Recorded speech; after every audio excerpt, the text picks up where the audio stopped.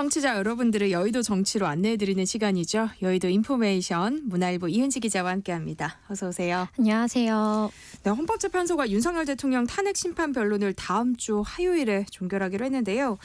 이렇게 되면 선고는 언제쯤 나오게 될까요? 네, 역대 탄핵 심판이 변론 종결일로부터 2주 이내에 선고를 해왔는데요. 이 두 가지 이유로 3월 둘째 주가 유력하다는 관측이 나옵니다. 먼저 대선 날짜인데요. 만약에 25일에 변론이 종결된 이후에 2주 이내인 3월 초에 이 선고 결과가 나올 경우에 대선이 5월 초가 되는데요. 5월 3일부터 6일은 어린이날과 부처님 오신 날이 낀 연휴라서 둘째 주가 유력하게 거론이 되고 있고요. 두 번째는 헌재가 과거 다른 탄핵 심판보다는 더 심사숙고하는 시간을 거칠 것이다라는 관측이 있습니다. 탄핵 심판을 두고 국민들이 반으로 쪼개져서 찬성과 반대로 격렬하게 나뉘고 있는 상황이기 때문에 좀 더 시간을 두고 그래서 2주보다는 늦어질 것이라는 건데요. 아울러 계엄의 불법성뿐만 아니라 내란 혐의에 관해서도 판단을 함께 내려야 한다는 목소리도 적지 않습니다. 그래서 적어도 2주는 꽉 채울 것이다. 그래서 3월 10일 주가 있는 그 중순이 유력한 것으로 알려져 있는데요. 그렇게 되면 5월 중순에 조기 대선이 치러지게 됩니다. 마은혁 헌법재판관 후보자의 취임 여부가 변수가 될 수 있다는 얘기도 나오던데요. 왜 그런 거예요? 네, 만약 변론 종결 전에 마은혁 후보자가 임명이 되면 헌재는 형사소송법에 따라 윤석열 대통령 탄핵 심판의 변론을 다시 이제 갱신을 해야 합니다. 이렇게 되면 결정이 더욱 늦어질 수 있는데요. 마 후보자가 변론 종결 이후 선고일을 앞두고 취임할 경우에는 심리에 관여하지 않았기 때문에 마 후보자를 제외하고 재판관 8인이 결론을 내리는 방법이 있고요. 혹은 변론을 다시 재개해서 이제 다시 구인 체제로 논의를 한 뒤에 선고를 할 수 있는 겁니다. 후자가 되면 시간이 더 걸리겠죠. 근데 지금 현직 재판관이 9명인데 별다른 이유 없이 8명만으로 결정을 선고한다고 할 때 사후에 절차적으로 시비가 제기될 가능성도 있기 때문에 이 헌재가 이 문제를 이제 결정을 하게 될 텐데요. 헌재가 변론 갱신을 할 경우에 재판부는 재판의 조서, 제출된 증거 등을 다시 조사해야 합니다. 그래서 이러한 절차를 간소화해 간이 갱신이란 걸 할 수 있는데요. 검사와 피고인 측의 동의가 필요합니다. 지금 윤 대통령 측은 재판이 너무 빠르게 가고 있다. 졸속 재판을 비판하고 있는 만큼 이 간이 갱신에 동의하지 않을 가능성이 크다라는 관측이 있는데요. 만약에 이 갱신 절차가 이루어지면 최악의 경우 문영배 이미선 재판관이 퇴임하는 4월 18일까지 선고가 나오지 못할 가능성도 제기가 됩니다. 다만 대통령 직무가 정지돼 국정 공백이 길어지는 상황이기 때문에 재판부가 변론 갱신으로 판단 절차를 늦추진 않을 것이다 라는 관측이 지배적입니다. 네, 윤석열 대통령은 어제 자신의 지지자들에게 빨리 직무 복귀를 해서 세대 통합의 힘으로 대한민국을 이끌어가겠다 이런 메시지를 전하기도 했는데요. 이건 어떤 의미로 봐야 할까요? 윤석열 대통령 측에서는 헌법재판소의 판단은 결국 여론재판, 정치재판으로 보고 있기 때문에 지금 보수 결집세를 더욱 확장해서 마지막 탄핵 기각 가능성에 무게를 실으려는 포석으로 보이고요. 빨리 직무에 복귀하겠다. 또 기각될 수 있다는 자신감을 드러낸 것인데요. 25일 최후 변론에서도 당당하게 직무 복귀 의지를 피력할 것으로 관측이 됩니다. 네, 이야기가 나와서 말인데 윤석열 대통령은 어제 이 형사재판과 탄핵재판에 연달아 출석했지만 침묵을 지키거나 중도 퇴장하는 이례적인 행보를 보였잖아요. 또 지난 9차 변론기일에는 헌법재판소에 도착했다가 변론 직전에 되돌아가는 일도 있었는데 이런 행보와 관련해서는 어떤 해석들이 나오고 있어요? 아무래도 이 재판이 국민들에게 이제 영상으로 공개가 되기 때문에 여러 가지 정무적인 판단을 한 결과로 보여지고요. 먼저 10차 변론기일에 윤석열 대통령이 재판정에 들어왔다가 한덕수 총리에 대한 증인신문이 시작하자 이제 5분 만에 밖으로 나왔는데요.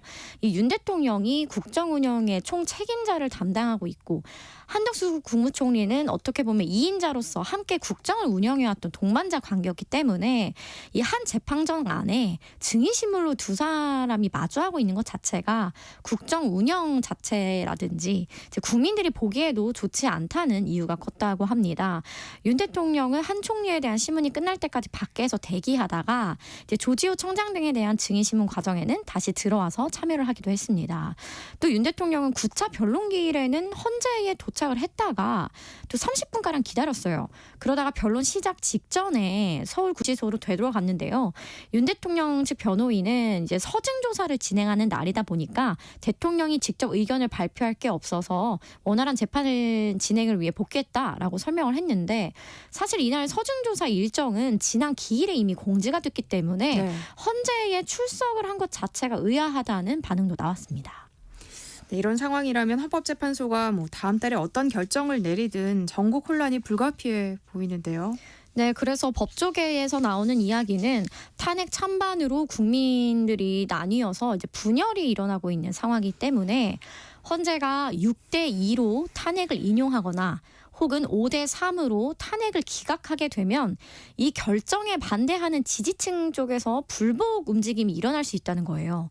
그렇게 되면 탄핵 심판 결과가 나와도 이 불복 시위 등으로 국민 분열이 가속화될 수 있다라는 우려가 나옵니다. 때문에 이 헌법재판소도 이 같은 고민을 역시나 하고 있는 상황이고요. 내부에서 의견이 갈리게 되어도 최대한 8대0 만장일치에 가까운 결론을 내도록 서로 수기를 모을 것이다 라는 이야기들이 많이 나오고요. 또 국민의힘에서도 가장 우려하는 게 6대2로 탄핵이 인용되는 상황입니다. 강성 지지층이 받아들이지 못해서 국민의힘도 빨리 조기 대선 모드로 들어가야 하는데 그럴 수 없게 되는 거죠. 이제 당내 관계자는 최소 일주일은 윤 대통령 탄핵에 대한 반발 시위가 일어날 수밖에 없고 대선 후보들도 출마 선언을 하지 못해서 이 시간을 그냥 보내야 한다라고 토로를 하기도 했습니다. 네, 국민의힘은 조기 대선에 대한 언급을 피하고는 있지만 물밑 움직임은 좀 빨라지는 분위기예요. 김문수 고용노동부 장관이 참석한 노동개혁 토론회에는 대선 출정식을 방불케 했다는 오세훈 시장의 행사 때보다 더 많은 의원들이 모였다고 하는데요. 굉장히 상징적인 상황 아닐까 싶어요. 네, 처음에 오세훈 서울시장이 국회에서 개헌 토론을 했을 때 48명의 의원들이 모였는데요. 대다수가 많이 모였다. 대선 출정식을 방불케 했다라는 반응이었는데 당시 한 친윤계 중진 의원실에서 유력하게 거론되는 차기 대권주자 치고는 너무 안 모였다라고 하더라고요. 당대표 선거를 앞두고도 그 후보자가 당대표 후보가 어디 이제 토론회를 열면 최소 60명은 모인다는 거예요. 그런데 이번에 김문수 장관이 참석한 노동개혁 토론회에는 그보다 많은 이제 58명의 의원이 모였는데요. 훨씬 많은 숫자고 왜 그때 그 48명이면 적다고 했는지 확실히 비교가 되는 숫자이기도 합니다. 이 지지율도 의원들로서는 무시할 수 없는 게 김 장관만 유일하게 여론조사들을 걸쳐서 10%대 지지율로 이제 선두를 달리고 있고요. 다른 후보들은 한 자릿수에 그치고 있습니다. 그래서 의원들도 김 장관에게 많은 지지를 보내고 있는 상황으로 보여질 수 있고요. 또 지금 강성 지지층과 당원들의 마음은 설사 일시적이지라 할지라도 김 장관에 향해 있는 게 명확하기 때문에 의원들이 눈도장을 찍으러 갈 수밖에 없는 겁니다. 김문수 장관은 기자들과의 문답 과정에서 중도 확장성이 없다는 지적에 대해서 적극적으로 반박했다고 하던데요. 정치권에서는 사실상 대권 행보에 나섰다 이런 평가가 나오고 있다고요. 네, 중도 확장성이 없지 않느냐라는 취재진 질문에 김 장관이 나는 노동자로 밑바닥부터 올라온 사람이다. 가장 낮은 곳부터 높은 곳까지 경험을 했는데 어떻게 중도 확장이 없다고 할 수 있느냐라고 말을 했는데 이 발언을 두고 정치권에서는 굉장히 잘 준비한 답변이고 김 장관이 출마를 굳혔다라는 해석이 나왔습니다. 그 전에는 조기 대선 가능성을 일축했는데 네. 이날에는 적극 반박까지 하면서 이날 무려 취재진들과 30분이나 넘게 질의응답을 주고받았습니다. 굉장히 이례적인데요. 그전에는 지도부에서도 김 장관이 결국엔 출마를 하지 않을 것이다라는 관측을 많이 내놨는데 김 장관이 이번 국회 토론회와 취재진의 문답을 통해서 사실상 대권 행보에 첫 발을 내디뎠다는 평가고요.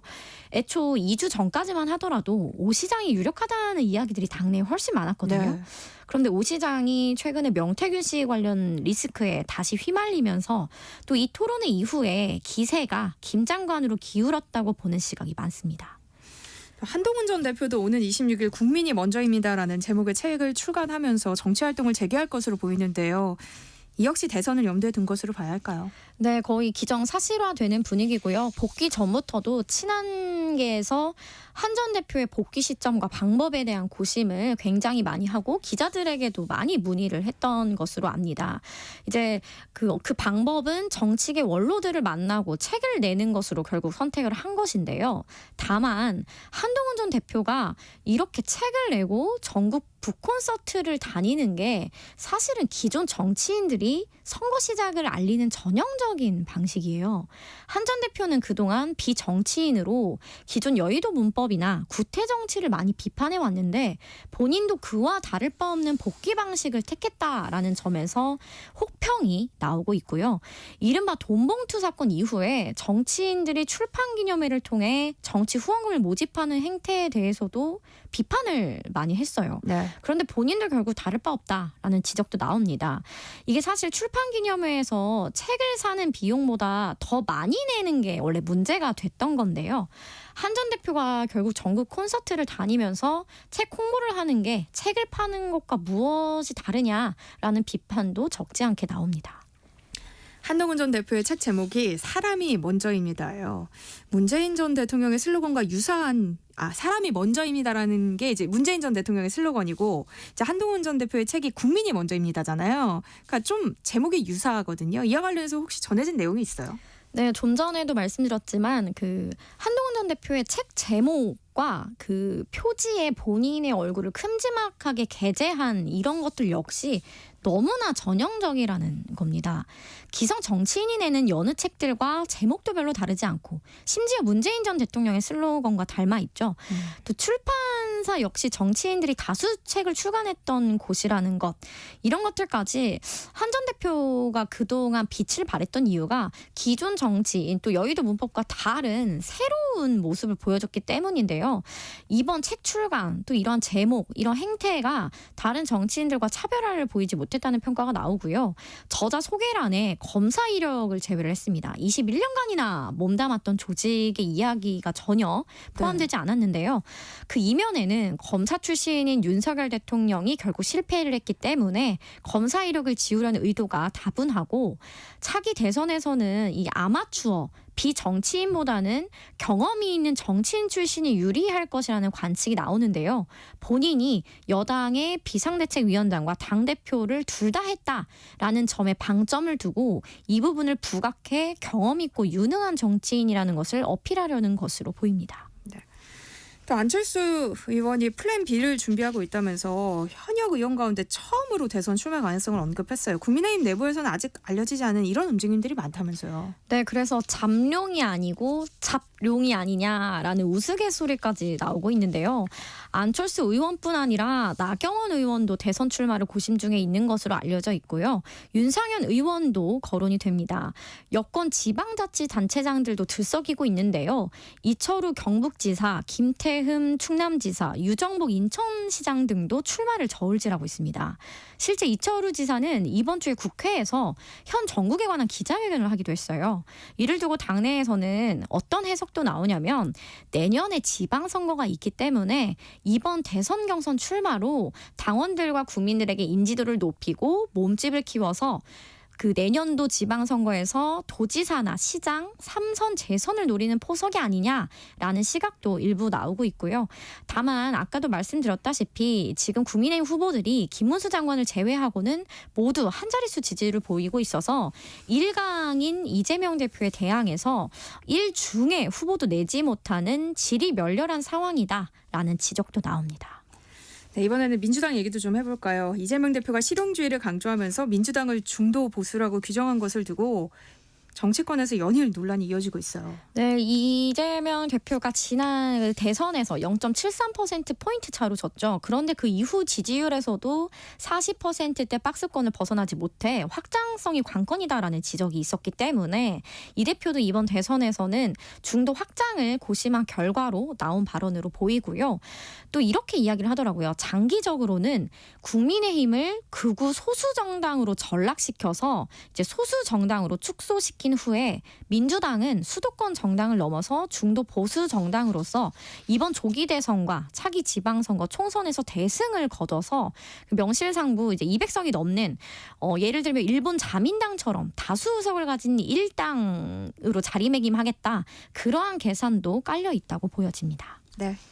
세상의 모든 지식 금요일 코너죠. 여의도 인포메이션 오늘은 여기까지 하겠습니다. 지금까지 문화일보 이은지 기자와 함께했습니다. 고맙습니다. 고맙습니다. KBS 세상의 모든 정보 1부 순서 여기서 마무리할게요. 이어지는 2부에서